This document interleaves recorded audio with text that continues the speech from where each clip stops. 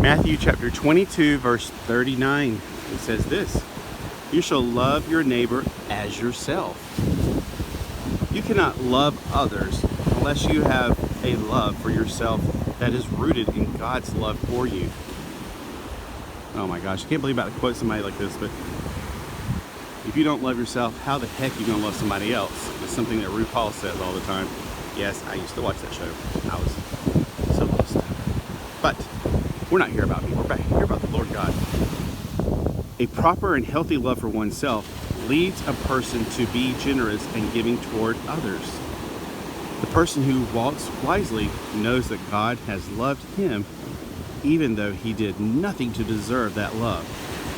And therefore, he is much more likely to reach out with love to others even though they may have done nothing to deserve his love.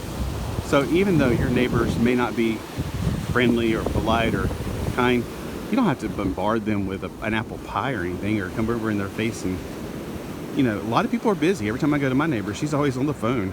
I don't know if she has a phone attached to her ears all the time. I don't know if it's a permanent piece of jewelry. Even out here on the beach, I'm like, hey, she's like, I'm on the phone. I'm like, really? She's always on that phone. But you know what? I can still be nice. I don't have to get all like, well, I just don't believe that. You know, I could do that, but that ain't gonna be loving my neighbor as myself. I could be like, all right, see you. I do. I'm like, I'm not taking it personal. I mean, that's just her life. So when you love your neighbor as yourself, you got to realize that, hey, give them some slack. They're not perfect. Most of the time, they're not saved. They need to see in you the love of Jesus Christ. They need to know that you know that they know that you know what you know.